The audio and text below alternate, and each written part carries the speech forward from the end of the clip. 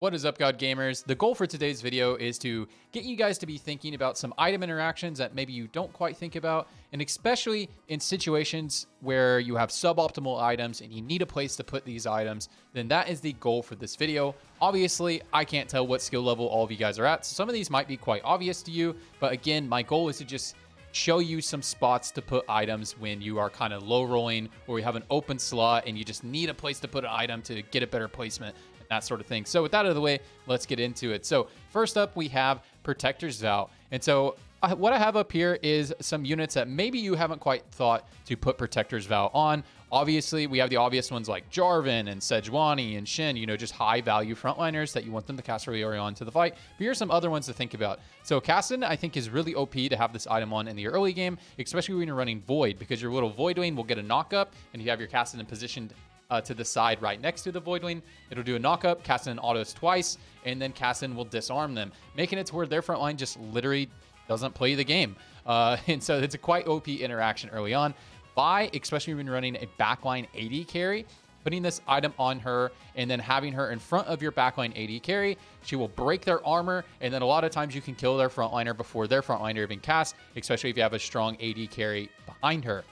Kled is a very cool interaction because Kled, the way Kled works, Kled starts the round with the shield. Once the shield breaks, Kled falls off his mount, and then Kled needs to build up his mana to remount. So what's really cool about Protector's Vow in this situation is whenever Kled is trying to remount, the Protector's Vow shield will proc and will pretty much guarantee Kled will always remount on the first time. So giving Kled his 2 lives, that makes him a pretty strong frontliner in the early game.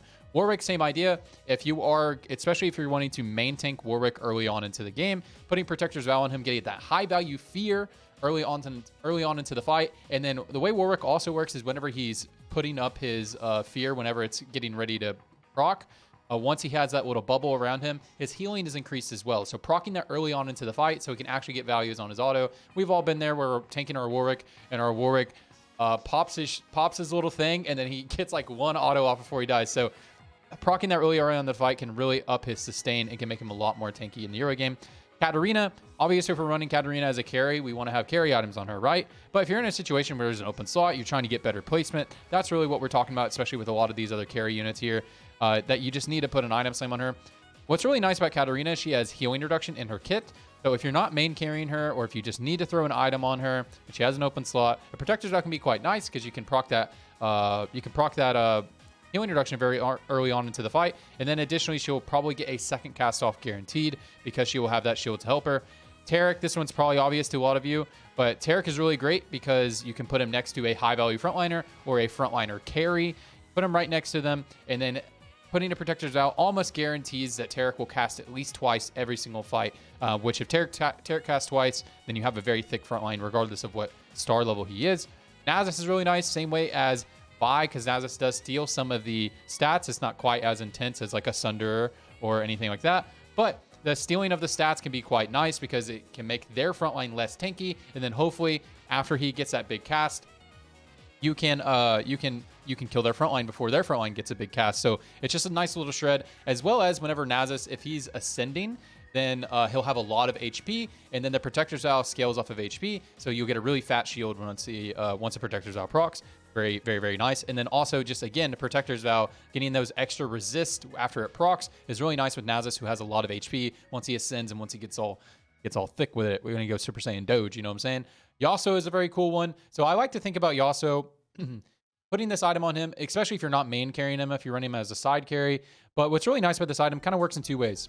We've all been there whenever our Yasuo is, you want him to cast, and then he throws his NATO, right? And then Jarvan casts and makes him really little, and he doesn't follow his NATO, and it really messes up his whole combo. So putting this on here almost guarantees that you will not get caught up in CC before he casts, because all he has to do is auto 1 time, I believe, and then he will dash to the corner, which is super, super, super cool. Obviously, we want to have different items on him, but if we have to, Protector's Vow can be quite nice for doing that. I also think of this as like a budget Edge of Night. Obviously, Edge of Night is going to be your best bet because Edge of Night gives you a de-aggro on him. But what's really nice is, again, if we don't have an Edge of Night and we just have a chain and a tier, toss that on him if we have to. And he'll get his cast off before he gets CC'd. And then he gets that fatty shield. So hopefully he gets his second cast off and then he starts life stealing again. So it's like a budget Edge of Night if you can't build it.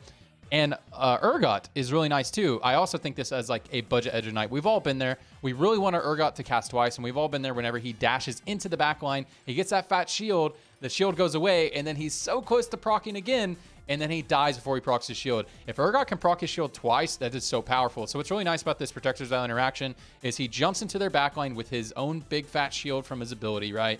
And then once that shield goes away, and then his health gets really low, you proc that Protector's Vow shield again, and then he will cast his shield again, giving him 3 shields, and that is very powerful for Urgot. So if you don't have an extra carry item on him, toss Protector's Vow on him can be quite nice.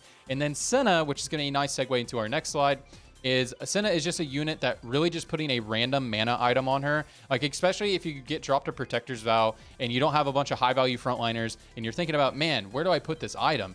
Just put it on Senna, because Senna, if she casts really early on into the fight, she can get a big shield, can provide a lot of frontline for your team. So it's kind of providing frontline from a backline position, which is kind of a unique way. And then additionally, if you're running an AD carry or an attack speed carry like a Zir or you know, Aphelios, all those things, then getting her Redeemer passive procced on your Rageblade user early on to the fight can really help them ramp as early as possible. So as we just talked about, here are some units I put here that just tossing random mana items can be quite powerful. So we get to the end of the game, you know, you're on those stage 5 carousels where you're just like, man, there's no good item for me here. But if you have one of these units, these are some of the units that, like, their cast, if they cast early on into the fight, can really, really change your fight. So if you have no good items to grab from carousel, just grab a random mana item and then toss it on one of these units. So Jarvan, I feel like, is the most obvious one. Sejuani, and don't pay too much attention to the items. I just throw up random items just to show you. I'm not like saying these are the most powerful mana items to have on these units. The only one here that's the most powerful for the unit is Senna's and maybe Sion's right here. But, you know, we all know about Jarvan getting his cast early in the fight. Sejuani, obviously, proccing her shield super early in the fight can get her to where she'll probably proc her shield twice, which is quite nice. Nasus, we already talked about. Aatrox, especially if you're running Aatrox carry as a secondary carry in a legendary comp, I find Protector's Vow is quite nice, because Protector's Vow makes him, he autos once, or maybe he has to auto twice, but it's very fast into the fight, and he gets up in his form, and he can get a lot of damage off 3 CCs. When you're running Aatrox as a secondary carry, a lot of times Aatrox will he'll get all big, and then by the time he gets all big and he's ready to go, that's when, like, the Jarvan's casting. That's when the Sejuani's casting. That's when all the Heimerdinger's casting. That's when all the CC and all the attack speed reduction, all that stuff is coming out, and then your Aatrox doesn't get to play the game. So putting Protector's Vow on him, if you have an open slot, like a lot of times I'll go like Titans, IE, Protector's Vow when I'm running him as a carry in a legendary comp, and it can be really, really nice. I really like Protector's Vow on him when he does that. But Cassante, everybody knows about Cassante. You put a Protector's Vow or a blue buff on Cassante, and that a lot of times will guarantee he gets at least 2 kicks off, which sometimes will kick a unit off the board. Quite nice. Rise, you know, again, he's just one of those high value units that he can have a really big cast, like in Targon, Hextech, that sort of thing. So putting a mana item on him can be quite nice. Senna, we already talked about. Sion, we've all been there. We've seen our Sion get mana read by an Ahri, and then he just doesn't cast, and then he just sits still and just punches the front line. We don't want that. So putting a Protector's Vow or an item like that on him could be quite nice. Shen, same idea, high value frontliner. Getting his shield proc early on into the fight can really change the fight, especially if you have a singular carry comp. I've played a lot of Ahri carry on this patch for obvious reasons. And my Ahri will get super low, and then my Shen, like, you know, my Ahri doesn't have a lot of health, and I have my other units upgraded. I'm sitting on an Ahri 1 trying to solo carry my build. And then getting Shen to just cast really early on into the fight and proccing the shield on my Ahri, especially if she's getting hit by other backliners like Aphelios and that sort of thing, then just guaranteeing my Ahri gets her cast off. So putting a random mana item on him can be quite nice for that. And then Lysandra getting that CC, especially on if you're versus like Noxus or Rogues or something like that, getting that CC really early on into the fight, and just like basically they don't get to play the game, getting that damage amplification. So just putting a random mana item on her like Chalice, that sort of thing. This is why when I bring up Invokers, a lot of people in the Invoker builds, they'll put Chalices on Soraka, and that is incorrect. I mean, you can put it there, that's fine, but it's best to put on Lysandra because you get her cast early on into the fight. Soraka is a unit you actually want her to cast slightly delayed into the fight, because if you have Chalice stacking on her, she'll insta-cast in the fight, healing nobody, which is not good. So especially if you're playing Invokers and that sort of thing, this is actually where you want to put the Chalices, because you get that high value cast. And also the thing about Lysandra is if like you're putting her in the backline in between your like Karma and your Soraka, she will move. So creating a situation where you don't have a clump in your backline, and a lot of units have like clump targeting, like Jarvan, like Aphelios. So it can allow you to not have a clump next to your carry. Whereas if you were like putting on Soraka, that sort of thing, then Soraka is going to stay next to your carry, and you don't want that. All right, up next, we're going to talk about some RFC users, and some of these are quite obvious to you probably. The Yasuo should be the most obvious. The RFC extends his NATO range, so allowing him to, you can put him on the front line in the second or third hex, and he will always jump to the corner or to the middle backliner, which is very cool. We should all know about that interaction by now. So yeah, that is great on Yasuo. That's why people build it. But typically, you also want to have an Edge Knight or Protector's Vow with that, or he will just die as soon as he gets back there. Unless you're going to main carry him, sometimes you can do some weird stuff where you just put full AD items on him and he's safe. But usually you want to have one defensive. But on here, Urgot's another cool one because his shotgun knee passive is extended by RFC.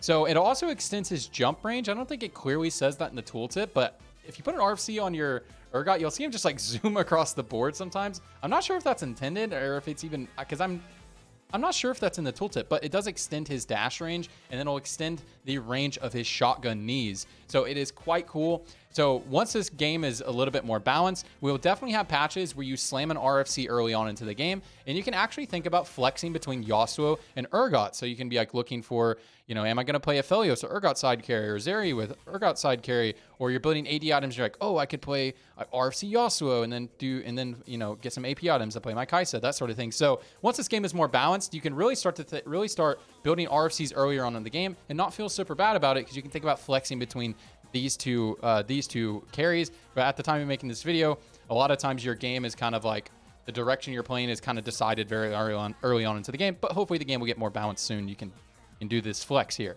Quite nice. I feel like everybody should probably know about the Bel'Veth one. Bel'Veth, if you put RFC on her, it's just really quite nice, because the way that she works, and they did fix this a little bit, but it's still, RFC is still super good on her. Whenever she's slapping her thing, it will, after she kills a unit, it'll extend the range to the lowest health target. And so if you have an RFC, it can go further into the backline, because a lot of times you'll be hitting a frontliner like that. And then if you don't have an RFC, it'll hit another frontliner. But if you have an RFC, it'll extend the range of her targeting system, and she'll find the lowest health enemies. So a lot of times when she jumps into the backline, she will start hitting the higher value units. If you have an RFC, be quite nice there. Azir, this is like a budget Rage Blade for Azir. So if you don't get to build Azir, putting this on Azir is quite nice because it's like a budget Rage Blade. You get the upfront attack speed, but also Azir's range is 4, whereas like units like Aphelios, Deadeyes have a range of 5. So something nice about these units with range of 4 is they will not have to move later on in the fight. Sometimes that can be a really big difference maker, because sometimes your unit will walk into like a range where they'll get hit by CC, or they'll get hit by a big cast later on into the fight. And then so that's just allowing your Azir or your Zeri or your Kalista to just not have to move and not ever get into a dangerous spot, and they never have to stop DPSing. So that's something that's really nice about these units. And then Cassante is another one where like this can be a fine item on Cassante, because it makes him where he doesn't take damage and he can get his cast off. The only thing bad about it is he will cast a little bit later on in the fight. So this would be a situation where you already have like a mana item on him, and then you can keep him safe where he's not taking damage. Like if you have a blue buff on your Cassante, a blue buff plus this RFC item can be quite nice. Now, you don't go for these items because Cassante is just not a unit you really look to itemize at the time of making this video. But this is just like a situation where you're on final carousel or late game carousel, and you just like, there's no good items, but you see an RFC and you already have a mana item on your Cassante. It can keep Cassante safe, and he gets a lot of kicks on the map. It's quite nice. All right, next up, we're going to talk about Sion, because I think a lot of people mis-itemize Sion. Sion is a weird unit because he has like some carry potential, but at the time of making this video, you're just better off putting carry items on Aatrox or Bel'Veth. So there's that. A lot of people try to main tank Sion. You do not want to main tank Sion, because you want Sion to die and then get into their backline early on into the fight. You'd rather main tank someone like Shin or Sejuani, who have the better tanking capabilities. So I do not think you should itemize him as main tank at the time of making this video. I think that is a mistake. Even when you 2-star him, you want to put the tank items on the actual tank units. Now, if you want to carry Sion, what's really cool about Sion is Titan's Resolve is quite nice, because he can stack it up while he's alive, and then when he goes into his zombie passive, it's already stacked up. At the time we make this video, maybe they'll change that interaction, because it is quite OP. If they ever buff him to make him a better carry, Definitely it's going to be like Titans BT, because once he's in zombie form, his health is draining. But if you have those Titans stacked up and then you're in their backline, you'll be healing and then dealing so much damage and attacking very fast, because Titan scales up your AP and AD, and then AP on Sion scales his attack speed. So you'll have a lot of AD and a lot of attack speed. It's kind of like you have a Rage Blade active on him, because once you get these Titans procced up and he goes into zombie form. Now, the items I do like to put on Sion, like, you know, you can put a Protector's Vow to guarantee his cast, that sort of thing is quite nice. But here's some items that are nice on him, because Sion, if he casts, he gets into their backline and can really wreak havoc. So something like his Easy Rod is quite nice, because once he goes into the backline, it can drop his Easy Rod that'll taunt the enemies around them, and then or it taunts on alive, but whatever. But it spawns a little Void Lane. It used to work a little bit differently. They changed this item a lot. It'll spawn a little Void Lane, and it can make it to where their backline carry has to now start targeting something else. So, like, for example, you're in a situation where you're like Aphelios versus Aphelios at the end game, and then you get the ZZ Rot spawn. He'll have to, you know, before he wants to walk up and start attacking your Aphelios, he'll have to hit this little ZZ Rot. It'll always be in his face. Whereas if you just have a ZZ Rot on a standard frontliner, it'll drop it earlier on into the fight, and it just, you know. So it's really nice for having this like re-aggroing later on in the fight, can be quite nice. Sunfire, same idea. It's the same reason why we'd put Sunfire on assassin units in the past. It's because he'll proc the Sunfire on the front line, then he turns into a zombie when he dashes to the back line, and then he's in the back line when in zombie form, you know, beating some ass, and then he has some healing reduction built in right there, which is quite nice, and then he'll proc the Sunfire on the back line. Ionic Spark I think is really insane on Sion for the same reason. He procs the Ionic Sparks on the frontliners whenever they're doing that, does a lot of damage, and then he runs to the backline, and especially with units like Senna, who have like really high mana cost, that sort of thing, or like things like Aphelios, he has a really high mana cost as well. He gets to the backline, and it's not even about the shred, it's just the damage that you do when you zap them. Look at it, 185% of their maximum mana. You know, think about it, you know, like Aphelios, who has a high mana cost because he's attacking very fast.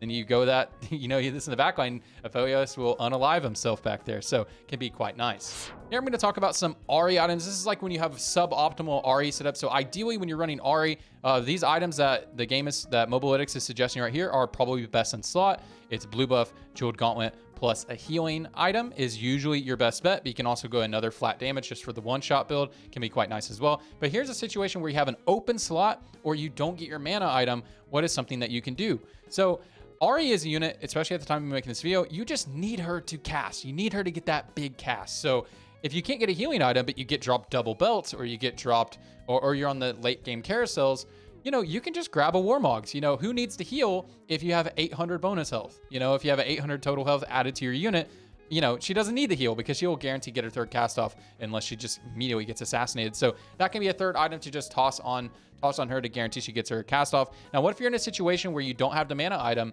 and especially you're going into mirror matchups against Ahri? Well, you're just going to lose, because if you don't have mana and they have mana and you're in a mirror matchup, whoever casts first wins. However, if you have an Edge of Night, your Ahri will not die on the cast, and she will guarantee get her third cast off, unless you have no frontline. Your frontline just butter. So this can be quite nice too, especially with the Archangel setup, because you're building up. You're going to cast later, but you're going to have additional AP from the Archangels, and then this GA, this Edge of Night, will keep you alive from the other Ahri cast or an assassination, and then she'll get a really big cast, and you get that one big cast. She won't get two big casts, but she'll get that one big cast. So if you're in this situation, this can be quite nice. And last up, we're just going to talk about if you get in this situation. I've been in this situation. So, I mean, I've been playing this game since set 1. So I've had so many situations where I have like a Rage Blade, Runans. That's a common early game slam. And usually that means you want to play something like Zeri. You want to play something like Akshan. Or you could play Aphelios, but you want a really flat AD item after that, like Infinity Edge or Deathblade, right? You really want one of those. But what if you just can't? An item that you can build here that people don't really think about that often is something like Titan's Resolve. Titan's Resolve can be quite nice on a backliner, especially on a Rage Blade backliner, because you'll stack it up really fast. And then once it's fully procced, it's like you have kind of like a budget Deathblade, but you're also quite tanky. So this is not optimal. Maybe it will be optimal at some point. This is not optimal, but this is a situation where you just get no flat AD items, and you have a Titan, you have components for a Titans. You're thinking about putting it on your Urgot. You're like, man, I really need a 3-item Aphelios or a 3-item Zeri. Just toss it on your backliner, especially if you need to do it to win some rounds to get a better placement before you can wait for another carousel. Like, you know, you're entering 5-1 and you really need a 3-item carry. You're low on health.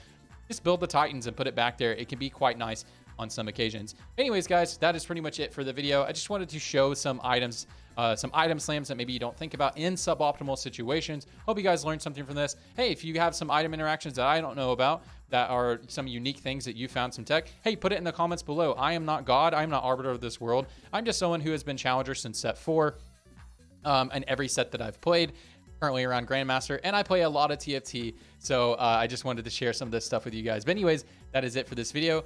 I love you all, and I love TFT.